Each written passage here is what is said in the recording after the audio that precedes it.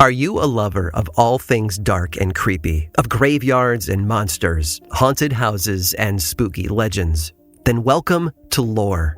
I'm Aaron Mankey. For close to 10 years now, I've been sharing history's darkest stories with millions of listeners around the world. Tune in each week as we explore the folklore, ghost tales, and local legends that delivered the chills you're looking for. Learn more and subscribe today over at lorepodcast.com. Greetings, everyone, everywhere. Laszlo Montgomery here with a whole new episode, as promised last time. And the subject I'd like to spend the next few hours introducing to you is one that's been requested more than a few times. And thanks to the most recent and urgent appeals to present this topic, we're going to push everything aside and showcase the history of Yunnan province. And over the next, however many episodes it takes, we'll explore Yunnan's history. And like I did with Henan, Hainan, and Taiwan, and the city of Guangzhou, we'll enjoy one more delightful and informative lap around the China history timeline and view it this time from the vantage point of this southwestern province of China, beloved by not only its inhabitants, but expats and tourists the world over. And like with Taiwan's past history, Yunnan is also a place with a lot of ethnic minority people. 16 recognized ethnic groups in Taiwan, and 25 of the 55 non-Han Chinese ethnic minorities are in Yunnan. And like with the recent Taiwan series, I'm certainly going to include the ethnic minority people of Yunnan, but if no one objects too vociferously, the focus of the series will be wherever there's a nexus with what was transpiring up in core China throughout the dynasties. In recent years, there's been a lot of stuff on social media showing so many China nationals who chuck it all in, abandon the cities, and start anew in Yunnan. So many expats, too, have settled there and call the place home. Colin also moved back there. And I've lived vicariously through the many experiences of Yunnan residents posting on social media and on YouTube. In Luoping County in the northeast of Yunnan, on the border where the province meets both Guizhou and Guangxi, there's a mountain there called Yunshan, Mount Yun, or Cloud Mountain. During the Han Dynasty, when Yunnan was annexed by this, well, up to that time, greatest empire China had ever seen, they called the place Yunnan because it was south of this Mount Yun, Nan meaning south. But long before this place began its life as Yunnan province, it was something else. Peking Man isn't the earliest evidence of human existence in China. 1.7 million years ago, give or take, I guess, was Yuanmo Man.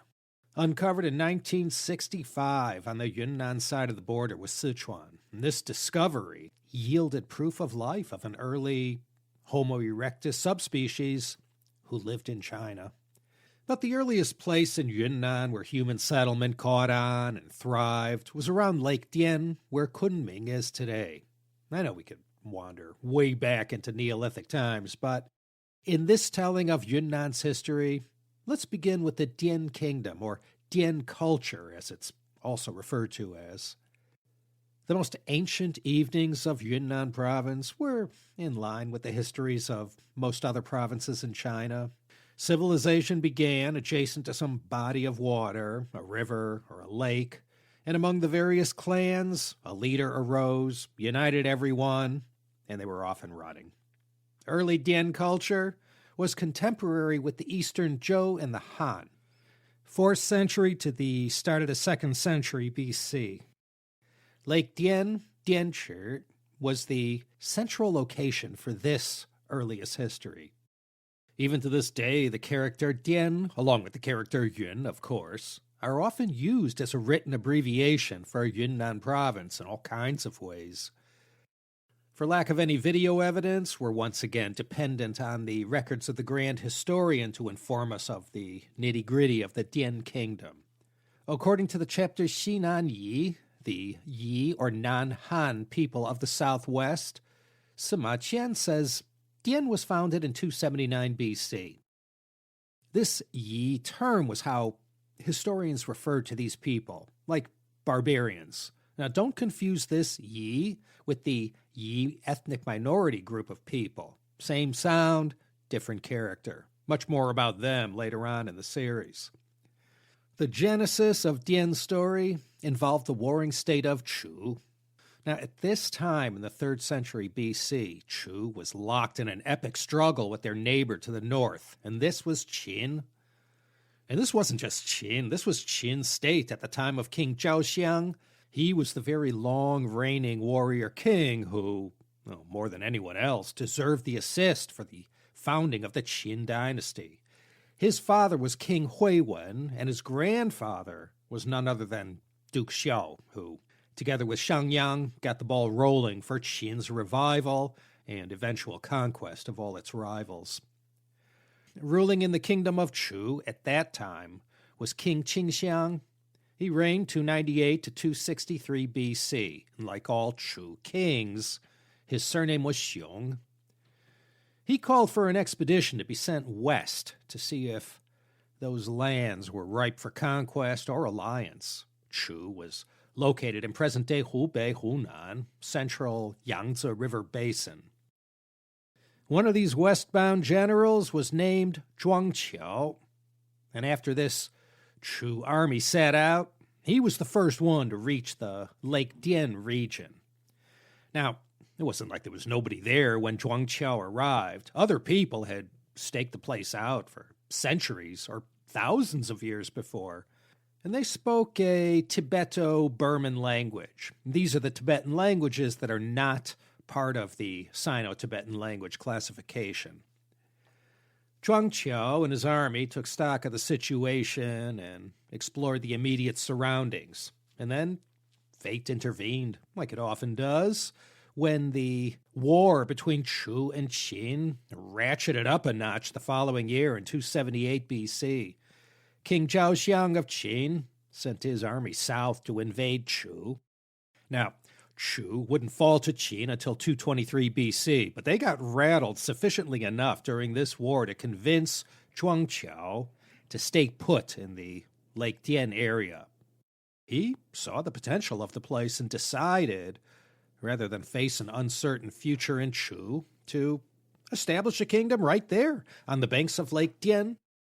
So over time, after the unification of China by Qin Shi Huang in 221 BC and following his fall, you had 4 main polities in the southwest of China. There was the Nanzhao Kingdom in the south, and then to the west of Nanzhao was the Dian Kingdom of Yunnan. North of Dian was the Yelang Kingdom in Guizhou, and both Dian and Yelang were south of the former Ba and Shu states of present-day Sichuan that had long fallen to Qin. Dian had never fallen to Qin, and given the times and capabilities, Yunnan was still a bridge too far for the northern Chinese and their fast-evolving civilization. So it's only in the western Han Dynasty where Yunnan begins to link up with everything happening in northern China.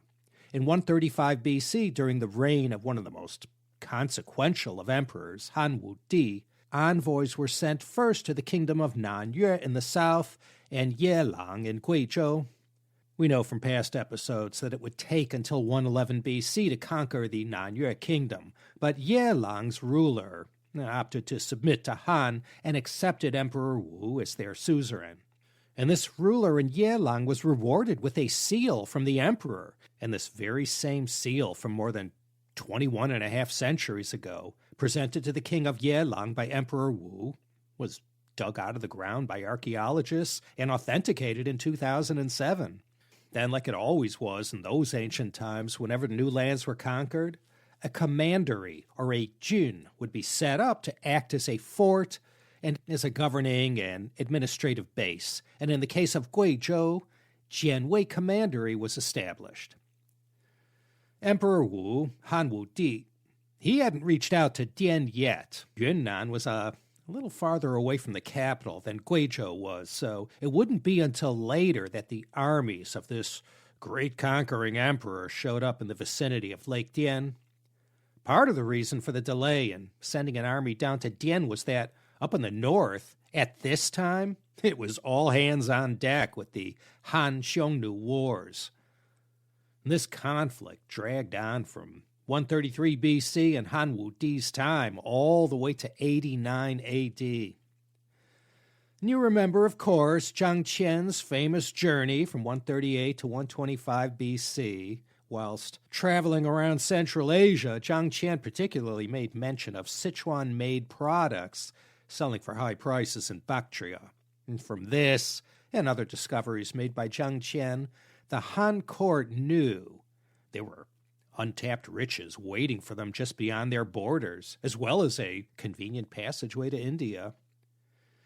If you remember from past CHP episodes on Zhang Qian and the Han Dynasty, Emperor Wu, Han Wudi, like Eisenhower did in the 1950s with America's interstate road system, he got behind the idea of a Silk Road that would bring the world to China's front door, along with all the many benefits of commerce and cultural exchange. There wasn't just one Silk Road. Even back then, the world was too big for one single east-west route. It was a whole network of roads, and depending on where you wanted to go, that was the route you'd take.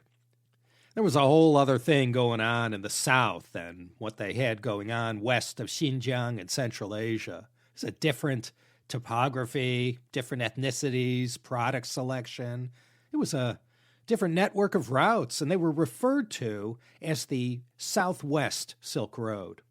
There were 4 main Southwest Silk Roads that merchants traversed to any of the major markets of that South Asian region. One route went from Sichuan to Yunnan to India and Burma. One route connected Yunnan and Vietnam. There was another one that took traders and the Buddhist faithful to and from Yunnan, Laos, Cambodia, and Thailand. But the one that ran from Yunnan to Tibet and then onward to India, that was the most famous one. I mentioned this ancient tea horse road, or Chama Gu Dao, in that tea history series. Tea and horses were the main commodities that traversed this route, and that's how it got its name. Tea merchants in Pu'er packed up their famous tea and shipped it west to Lhasa via Dali, Lijiang, Zhongdian, Zayu, and Bomi in southeast Tibet. And from there, it got passed all over the Himalayas. So in the case of all this two-way traffic between India and China and all points in between, which mostly involved commerce and religion, Yunnan acted as the hub, like Kashgar was in the northern Silk Roads. So beginning in the Han, keep in mind, these routes get established and will serve as the main arteries, spreading a mix of everything that existed in South Asia at that time all around the region. In 122 BC, 3 or 4 envoys were sent by Han Wudi on an embassy to Daxia, or Bactria, in Central Asia. The embassy stopped in Dian and were warmly welcomed by the ruler there, but as far as submitting like their neighbors up in Yalang had done, Dian said, thanks but no thanks. And as we know from so many past episodes, Emperor Wu didn't like to take no for an answer. And in another campaign launched beginning in 112 BC to conquer the recalcitrant Nanzhao Kingdom, Dian was conquered in the process, and this was in 109 BC.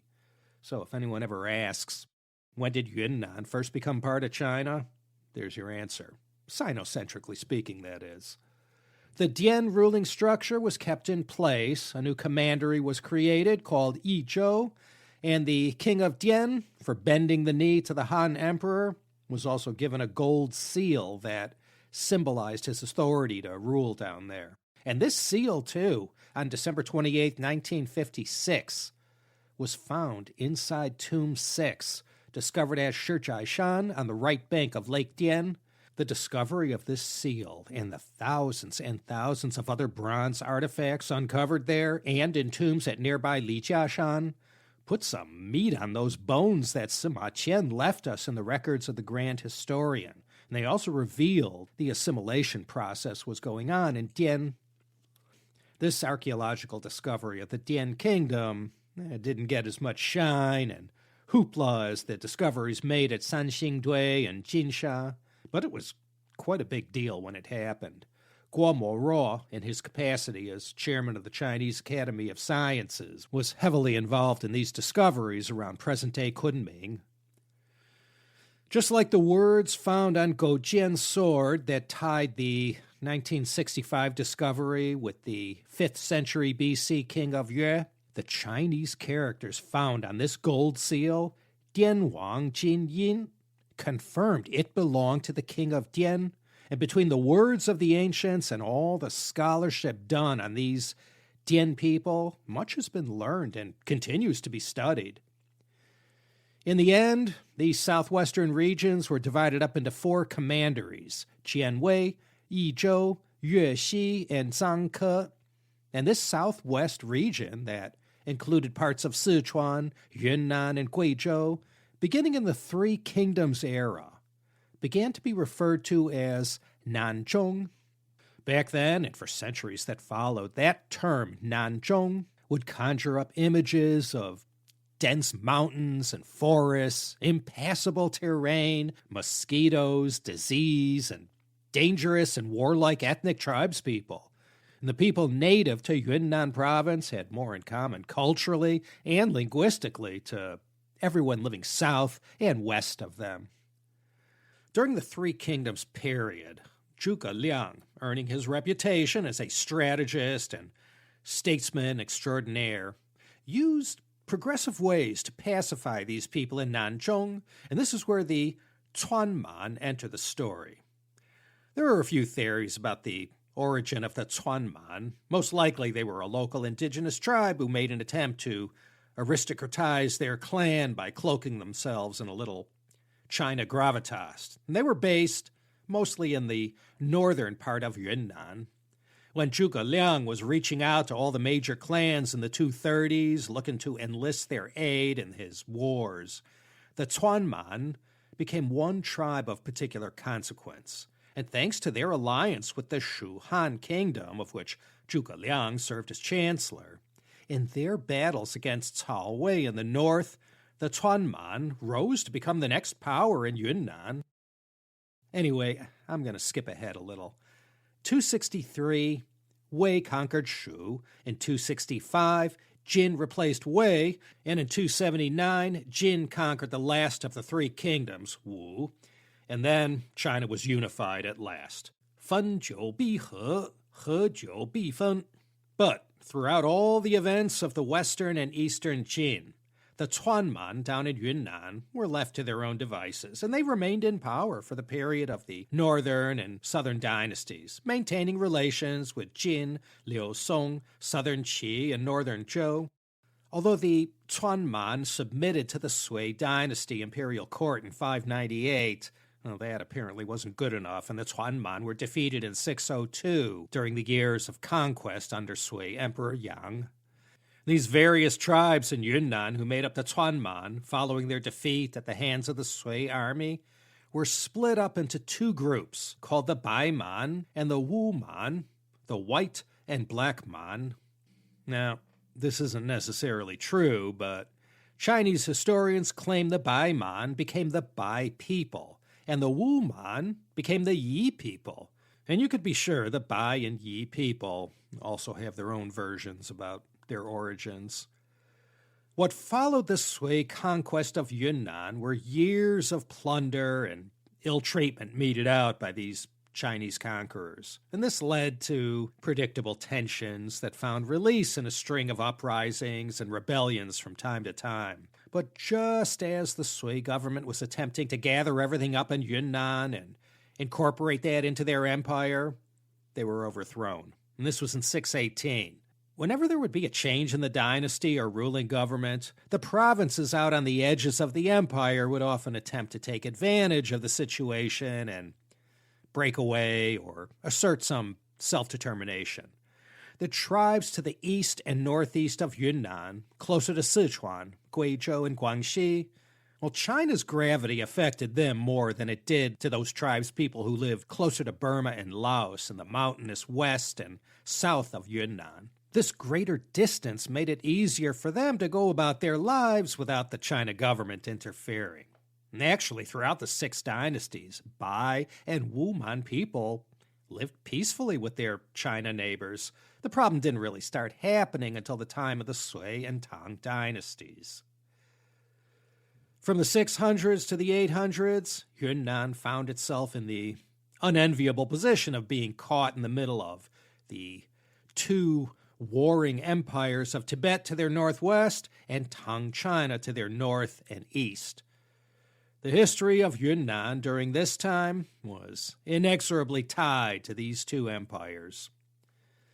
Right from the start of the Tang Dynasty, founding Emperor Gaozu showed an immediate interest in the southwest and sent officials down there to do some scouting and maybe prospect for alliances. And this was a long-running problem that repeated itself.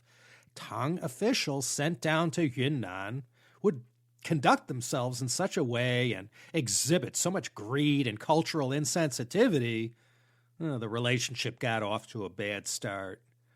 But they weren't all bad. One official was sent down to Yunnan and used more enlightened methods to establish a rapport with the tribal rulers down there. And he was able to establish 7 prefectures and 15 counties. And this high-ranking official, he was able to keep everything friendly between the Tang Emperor in Chang'an and the many tribes in the Lake Arhai Valley, where Dali is today. But this period of peace was interrupted in 648 when a new Tang policy was initiated that led to more assertiveness in Yunnan province. The Protectorate General to pacify the south, also known as the Tang Dynasty's Protectorate in Annan, lasted from 679 to 905. So already in 648 and into the 650s, the Tang court was eyeballing Yunnan and its 796-mile, 1,281-kilometer-long border with modern northern Vietnam. They were also wary of the Tibetan Empire and all their eastward ambitions, and these 2 reasons alone made Yunnan province very important to China.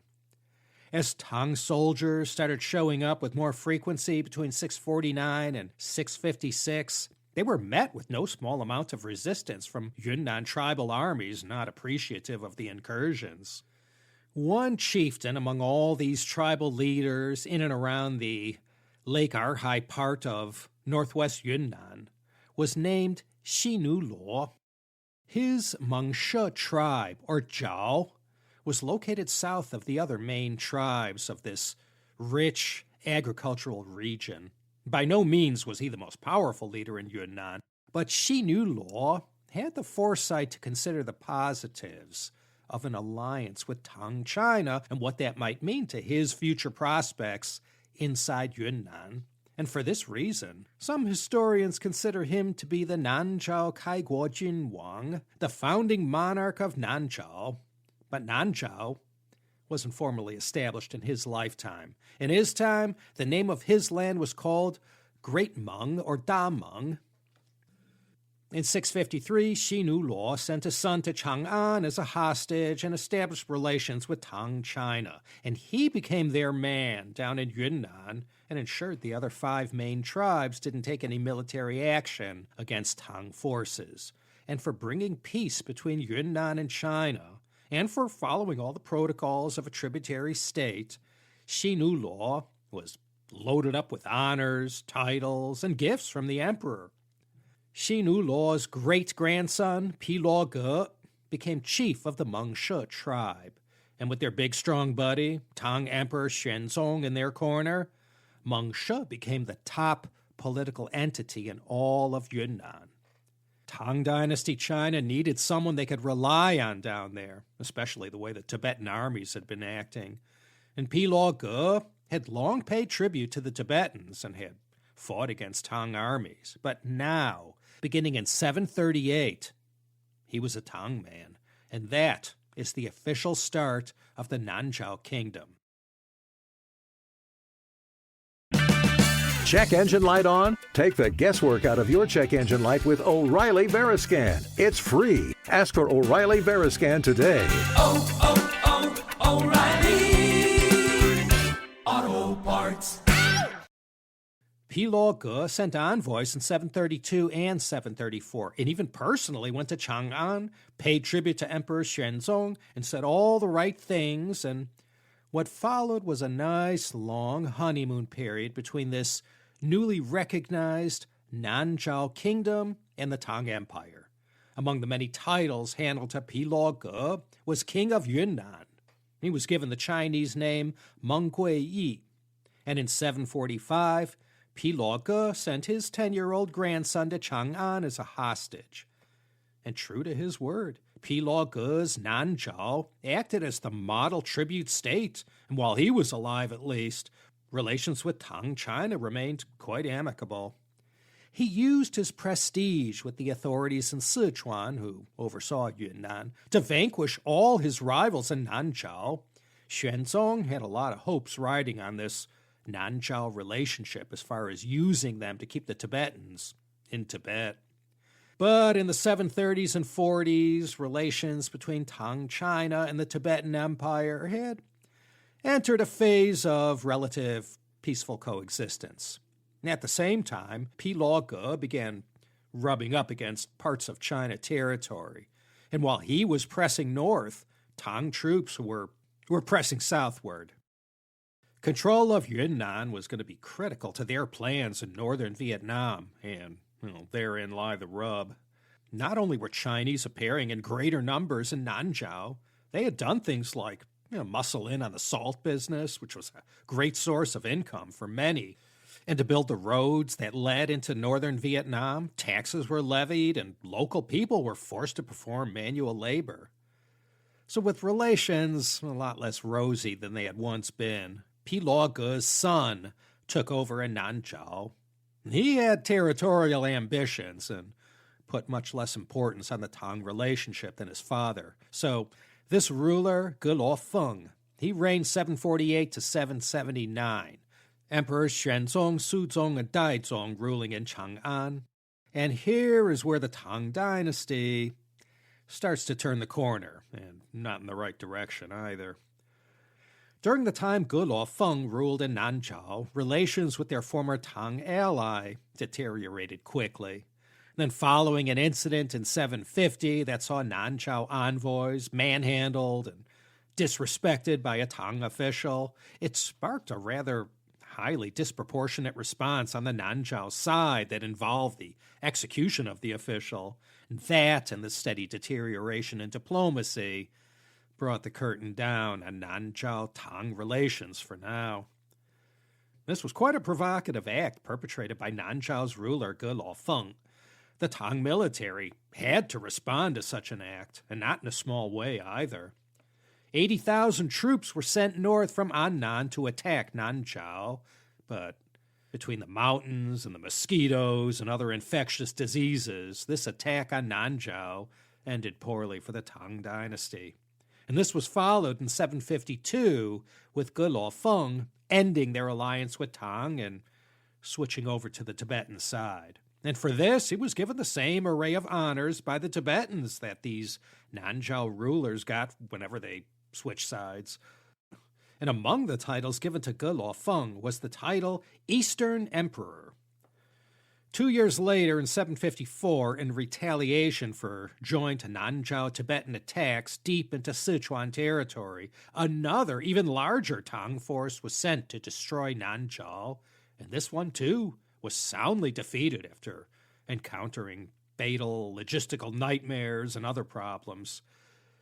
So at its inception in 738, the Kingdom of Nanzhao had served as a nice, valuable ally for the Tang Dynasty. And for a while, at least, Nanzhao had fulfilled its role, being useful in keeping things quiet with Tibet and as a conduit to northern Vietnam. But not anymore. Now these two were enemies, and though the government in Chang'an probably would have liked one more whack at them, in 755, the Anlushan Rebellion kicked off, and that, as we all know, kept the Tang government busy until the 760s.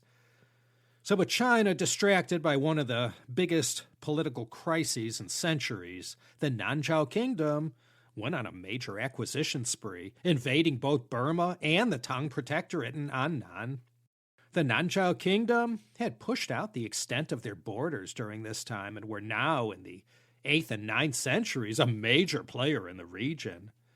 But a good portion of their longevity had been due to their mastery in manipulating either Tibet or China against each other for Nanzhao's benefit. In 779, Ge Lofeng was followed by his grandson, Imo Xun. Imo Xun was very pro-Tibet and put a great amount of importance in that relationship. He was the first to sign up when the Tibetan Empire decided to strike again in Sichuan, then called Izhou Province, with its capital, of course, in the historic city of Chengdu.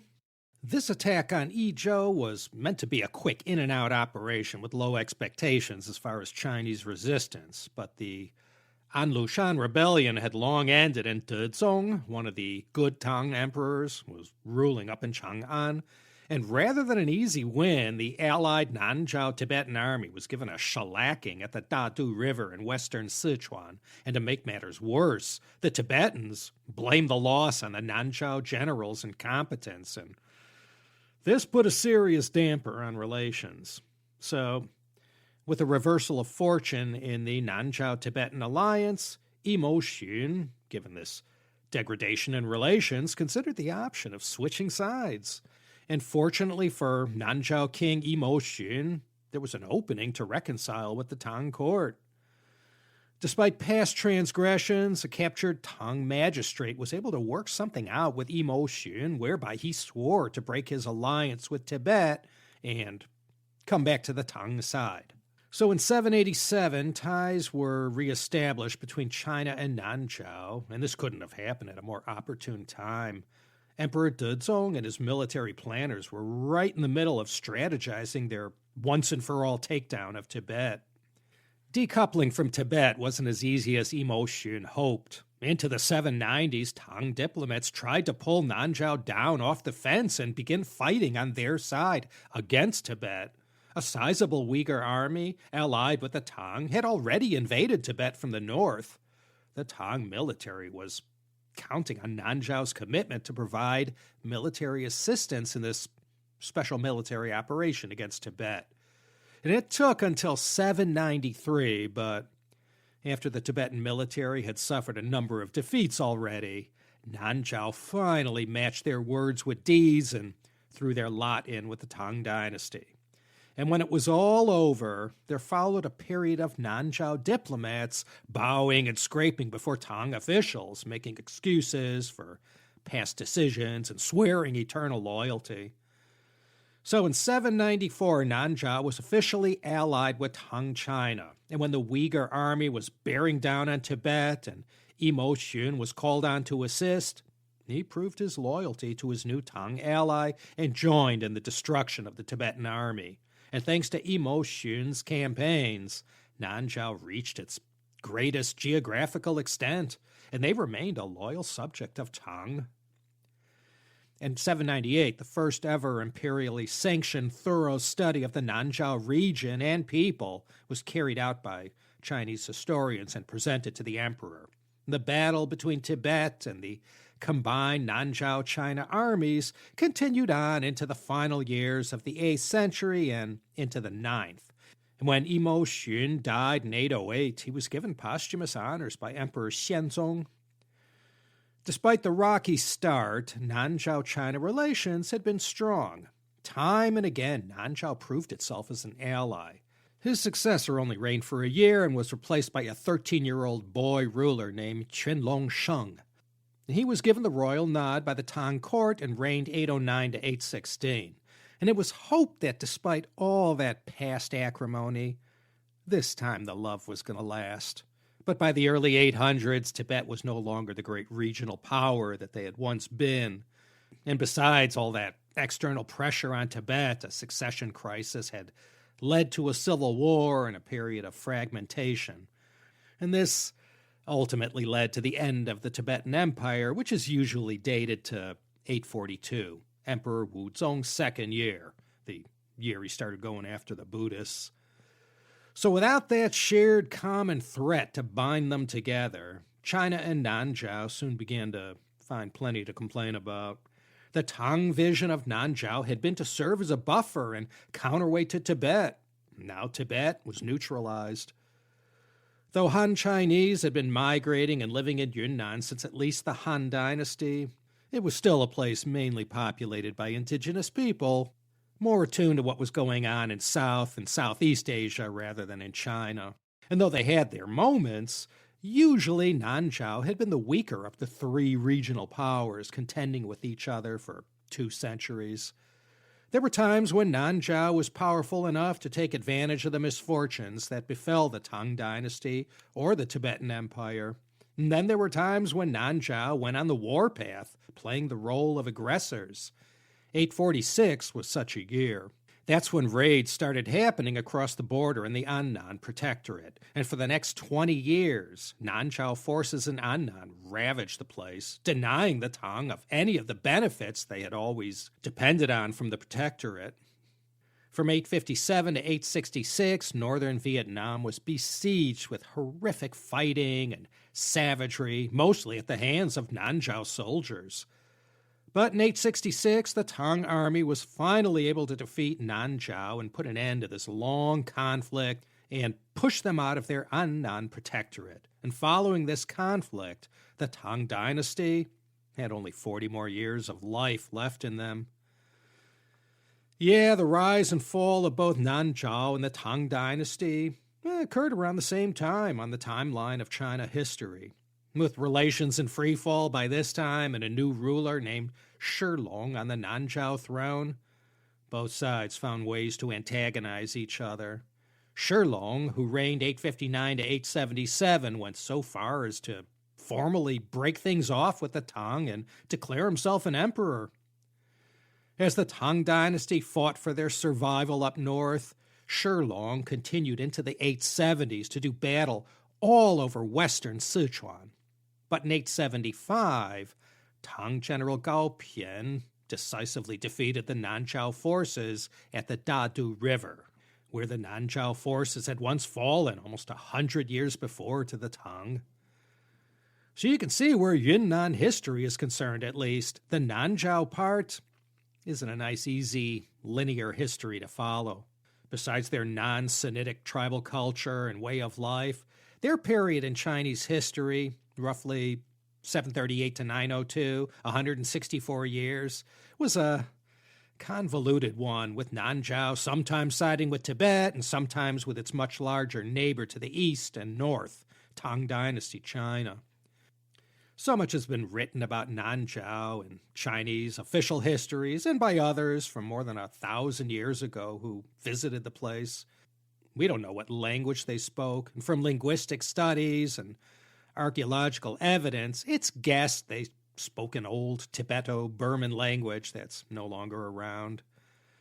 Despite being a non-Sinitic culture, Nanzhao still fortified its existence by adopting a whole buffet table of Chinese ways, most notably in the organization of their government.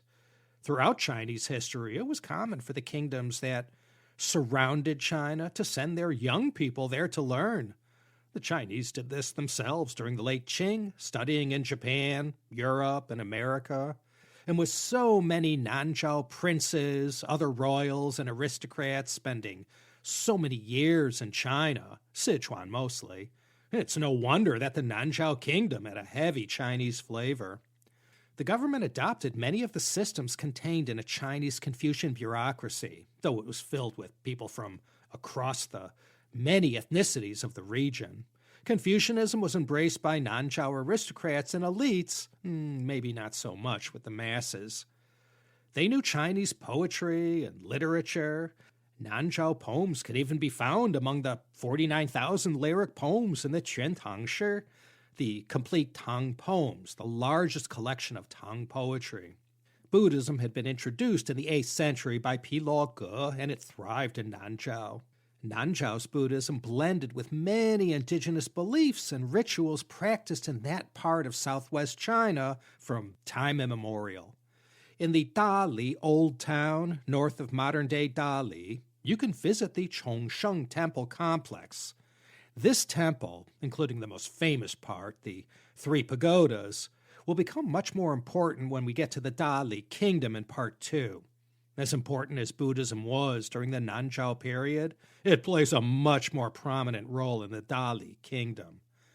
Chongshan Temple is one of the top tourist attractions in all of Yunnan and the most recognizable landmark in Dali. The largest of the three pagodas was built between 823 and 840 and stands 227 feet, making it one of the tallest pagodas in China's history. This was built under one of the Nanzhao kings I didn't mention, Quanman. It was modeled on the relatively newly built, at that time, small Wild Goose Pagoda in Chang'an, the Xiaoyan-Ta, built during the time of Tang emperors Muzong and Wenzong in the 9th century and refurbished following the Great Shanxi earthquake of 1556. Nanzhao's architecture also blended Chinese and native styles. They were great carvers, and the adornments they made to their buildings and temples were no less intricate and beautiful than in other worlds. If you stop and think about it for a second, look at all that cultural diversity that was whirling around the Nanzhao Kingdom and Greater Yunnan Province. Bai, Yi, Dai, Tibetan, and so many others who surrounded Yunnan all the way to India.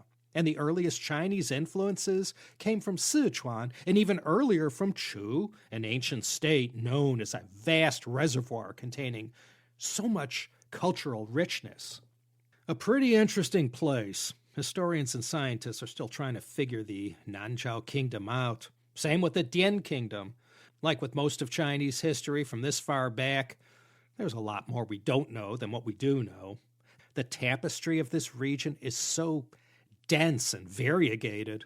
In the course of my scratching around for material on Nanzhao, I came across a number of scholarly papers whose authors drilled all the way down into the theories about who exactly the people were in Nanzhao.